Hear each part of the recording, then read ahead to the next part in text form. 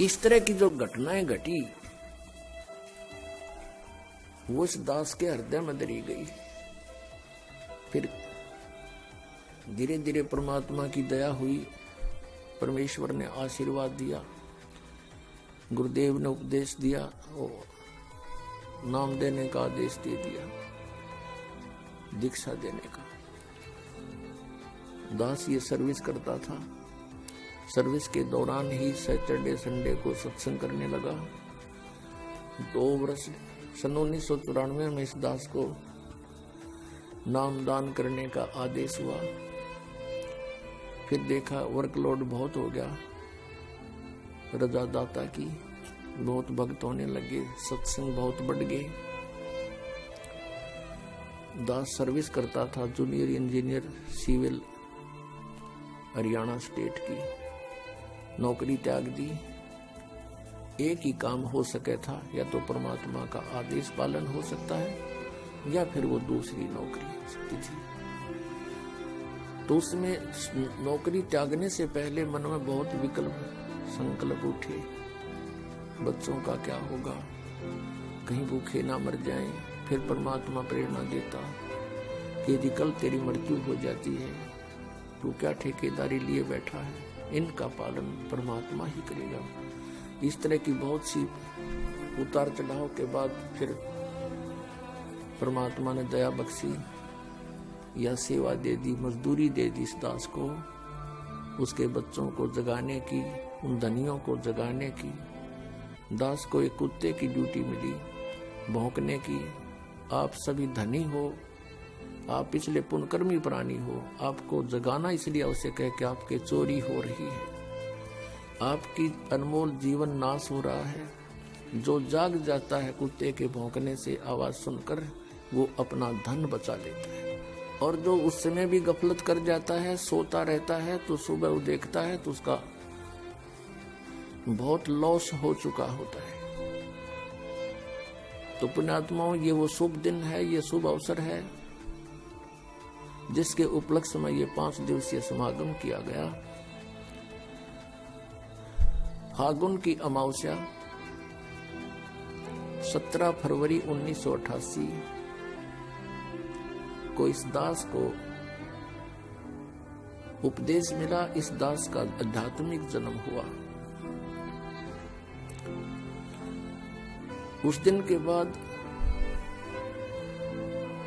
एक नए जीवन की शुरुआत हुई। आत्मा में न्यारी उमंग हुई। दिन रात भक्ति, मालिक की वाणी, सतगुरु का संग करने लगा।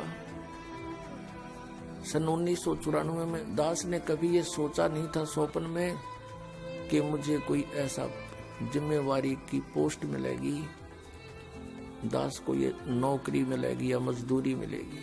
कभी भी नहीं सोचा था। दास क्या करता था, अपने आसपास के संबंधी मित्रों को, वैसे जो भी संपर्क में आता था, परमात्मा का ज्ञान सुनाता था, उनको तैयार करके अपने गुरुदेव से उपदेश दिलाता था। सन 1994 के अंदर गुरुदेव ने, मैं कुछ भक्तों को नाम दिलाने लेकर गया था। ऐसे बैठे थे बरंडे में, सामने सैकड़ों भक्त विद्वान थे। उस समय मेरे पूज्य गुरुदेव जी की आयु लगभग 105-6 वर्ष की हो चुकी थी और इतना सुंदर चेहरा था, लाल शरीर था। 104 वर्ष की आयु में उनका चेहरा देखने योग्य था, वृद्ध अवश्य हो गई थी। और एकदम कहा कि रामपाल इधर आ। मैं बहुत पीछे बैठा था। दास की हिम्मत नहीं होती थी उनके सामने, क्यों डर लगता था कि सतगुरु के दरबार में मेरी थर थर कांपे दे और ना जाने किसी बात पर मारा टूट न जावे दे, कोई ऐसी गतिविधि ना हो जाए जिससे गुरु जी क्षुब्ध हो जाए। इसलिए दास बहुत डर कर रहता था।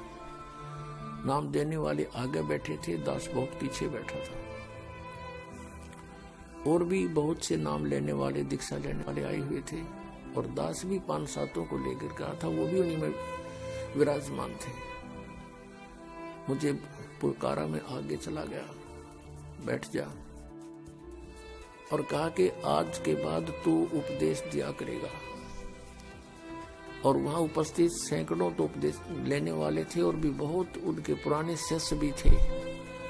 सबसे बोल दिया कि आज के बाद मैं किसी का गुरु नहीं, और ये सब के गुरु हैं, इनसे दीक्षा लो। मैं एकदम घबरा गया, कति पसीने आ गए दास के, और वो तो अंतर्यामी थे। मैं इस चीज से डर गया कि इतने जिम्मेवारी की चीज कदे दादा ने करी ना परदादों ने करी नहीं, कि तो देखा नहीं, अनुभव नहीं ऐसा। वो तो अंतर्यामी थे, समझ गए कि चिंता ना करना, तेरे साथ रहूंगा,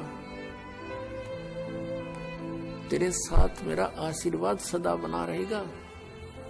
और फिर कहा कि विश्व में तेरे समान संत नहीं होगा। ये सब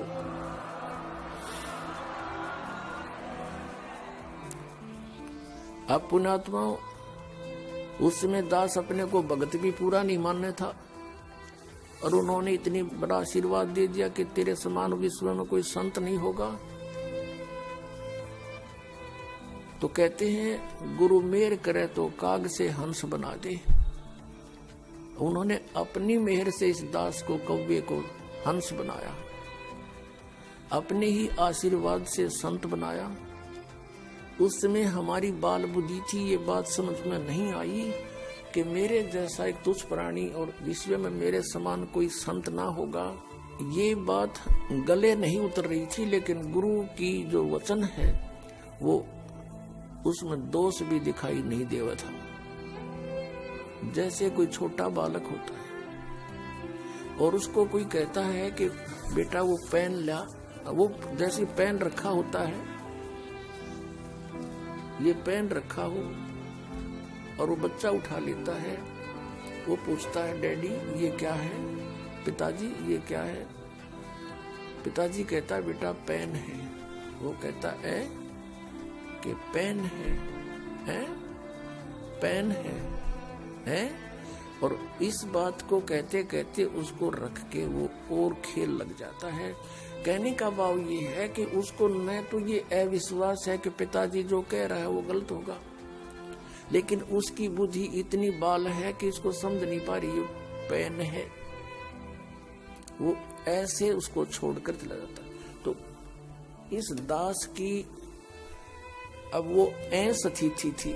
उन्होंने कहा कि तेरे बराबर विश्व में कोई संत नहीं होगा।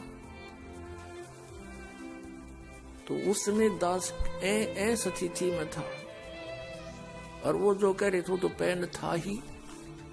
तो अब इस बात का कुछ एहसास हो रहा है, क्योंकि अन्य संतों ऋषियों के जो अनुभव देखे दास ने, इनके पास तक खख भी कोई नहीं अध्यात्म ज्ञान का।